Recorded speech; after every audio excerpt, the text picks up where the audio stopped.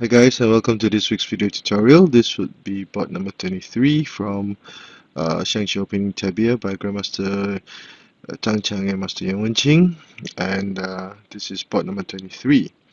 We will be continuing our discussion on the edge cannon for Chariot exchange variation. So without further ado, let us begin. Central cannon, screenhouse defense. Now, another way of playing, instead of playing R9 equals to 8, would be to play the screenhouse defense immediately. This is considered to be sound, and sometimes it would imply that if the player was black, it would imply that he was not afraid of whatever red would be coming, will be up to in the game.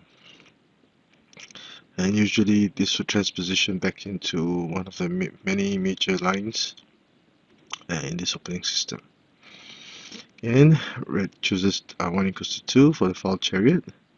Black protects the cannon, and red will play p7 plus 1.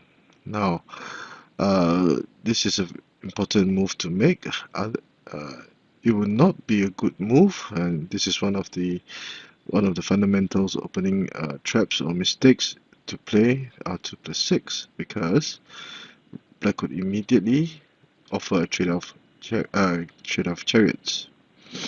If red refused and chose to push the pawn at this point, black could immediately play r8 plus 8. Now this is a very important move because it will block the elephant from moving and set black up to attack this flank. Red's right flank will be under a lot of pressure, and because of r8 plus 8, red must do something, otherwise r8 equals to 2 would mean that black would gain material. So although red had captured an extra pawn, the price to pay would that he will lose his third file. It is become void, and it become a glaring weakness for black to attack. Therefore, playing r2 plus 6 can be considered to be penny wise but pound foolish, as the losses sustained would be much greater than any potential gains that red might hope to have. So this is a very important variation that beginners must know. So p7 plus 1, instead of going for the blockade, black chooses to play p7 plus 1, and red chose to play r2 plus 6. Now this is so far so good, all orthodox. Edge cannon for chariot variation. Again, in this variation, in this board we will be discussing red playing h8 plus 7, developing left horse as a proper horse to strengthen his attack or strengthen his central file for a potential attack if need be. A prophylactic move, a4 plus 5 to relieve some pressure, and also black will be prepared to play c2 minus 1 to link his cannons up if need be. Again, in this board, red attacks with the horse, h7 plus 6, threatening to go here and gain material. Black dislodges the chariot, forcing it to move away, and we come to this one of the key moves or variations in this opening system, whereby black would choose to play e7 plus 5 instead of e3 plus 5. The idea behind playing e7 plus 5 is that black would want to use his right cannon to attack. So with e7 plus 5, if red went for r4 plus 2, the cannon could retreat to the bottom rank and thus be protected and still have control over this file. However, if e7 plus 5 was played, black would not be able to develop his chariot as a kingside chariot at this point in time. So this is one of the ways of playing by black that appeared in the I forgot the 1990s or somewhere around where this book was written. Anyway, there are many traps. Black must know how to attack correctly, or he could be susceptible to many vicious counterattacks by black. So this would be the position of discussion for this board. There are two main variations. The first would be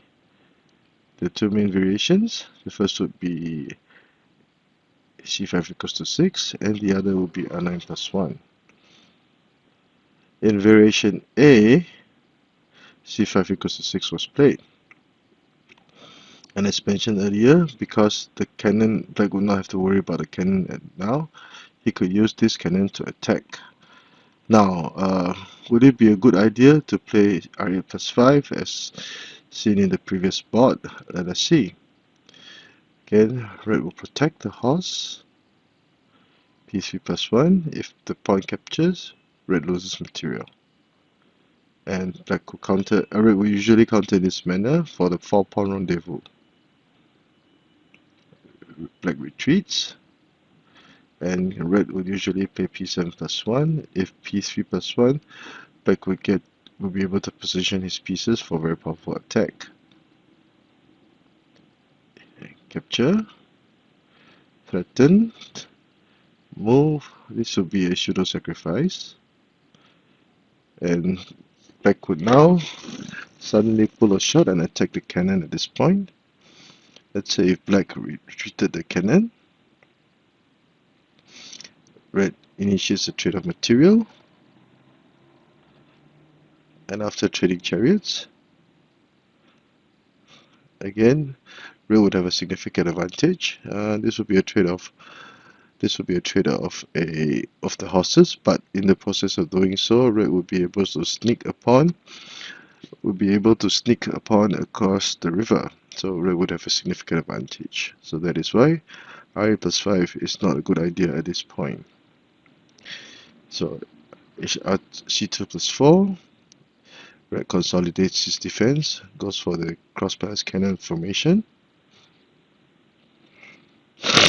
Red develops the left chariot, and black would play p7 plus 1, which is a sound move. With p7 plus 1, black would be able to threaten with h7 plus 8 to dislodge the black chariot.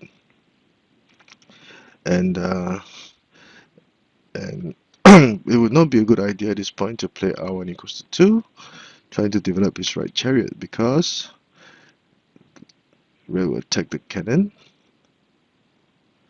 and then form a full blockade on black's right flank, and red will be prepared to play h6 plus 7 to attack and to infiltrate black's position, and black will be in all sorts of trouble. So although black tried to develop his right chariot, he will be unsuccessful and allow red to claim a significant advantage. So that is why r1 equals to 2 is not a good idea. And p7 plus 1 is usually played. Again, threatening the cannon, retreating, again trying to form a blockade. Black goes for the riverbank. Black attacks the horse. Red plays proactively, choosing not to back down and instead offering a trade of material. And red will attack in this manner. Now, would it be a good idea to play p9 plus 1 to prevent the cannon from attacking the pawn? It would not be a good idea because black would simply retreat his horse, be prepared to move move his cannon to attack the chariot. So, after making this move, black would be prepared to play p7 c7 c minus plus 1, so to gain material. Capturing the pawn,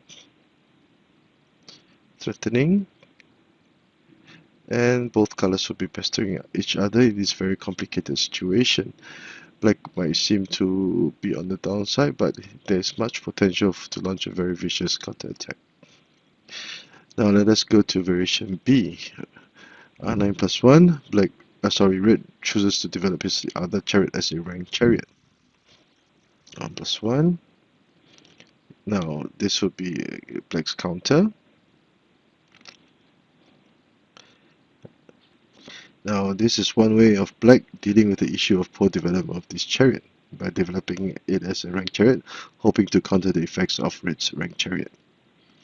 And in this board, black red would choose to develop this horse in a very unusual manner by retreating to the centroid and going from the other flank. This is quite at the time it was quite an interesting idea because this flank red would have a lot of trouble trying to develop the horse from this file. Uh, Black continues with r1 plus 4.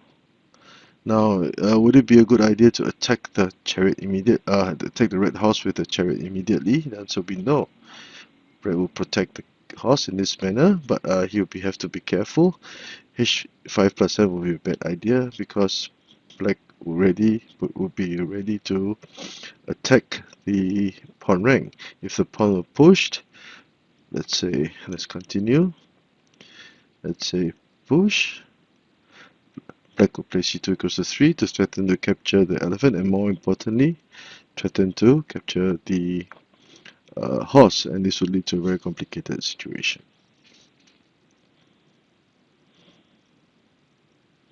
So c8 plus 2 to protect the horse, refusing to give this cannon any chance of attacking the pawn rank. And after trading material, although red would have it will still have the initiative, black there will be plenty of chances or options for black to consider, and he will still have a very playable game. So r8 plus 5 is not a good idea. Instead, black will go r1 equals to 4, linking the horses up. And black will play c8 minus 1 to try to dislodge the uh, uh, black chariot. Now, one might ask, would c5 equals to 6 be a much more direct approach?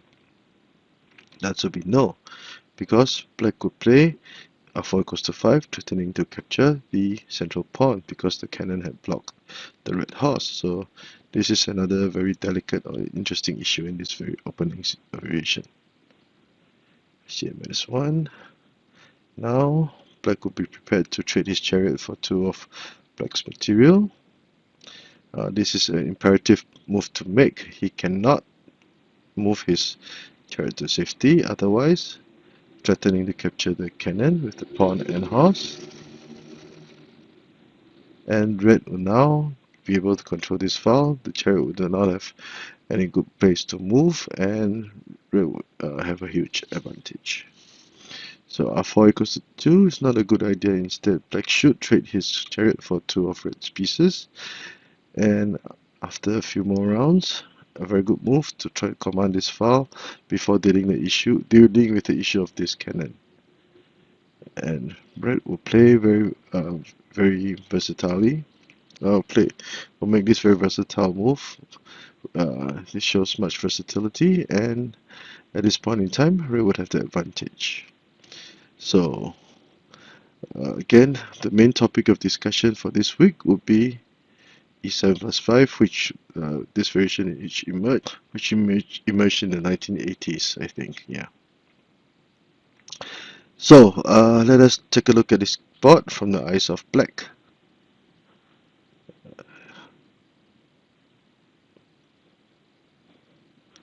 Central cannon, screen horse, 7th pawn, pawn run chariot, edge chariot for cannon, edge cannon for chariot exchange,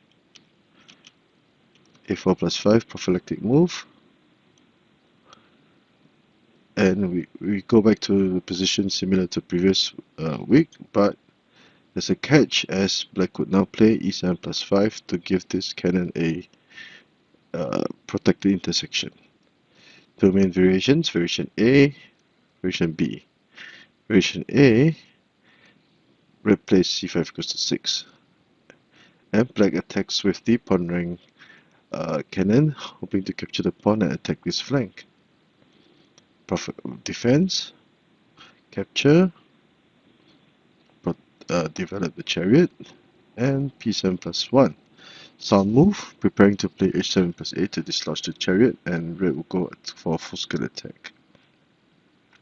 Bad idea to play r1 equals to 2 because red will form a blockade.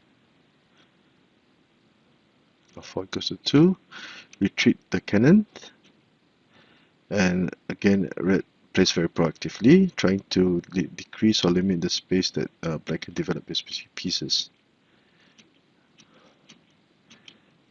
And after a few rounds, both colors will be pestering each other. Red might have a slight upper hand, so this would be version A. Now, according to the authors, R9 plus 1 would perhaps be a better option. R1 plus 1, both chariots try to negate each other. Red develops this horse in a very unusual manner. And very important move to make, threatening the horse. I plus 5 would be a mistake because Red would now have although Red would still have the initiative, but Black will still have a very playable game, and there will be many things that Black can do or is prepared to do. H5 plus 7. A trade, one chariot for 2 horses. And Red would have a very versatile position. I hope you've enjoyed this week's short video. If you like the work that I've been doing, please do subscribe to my channel. Give me a thumbs up. Thank you.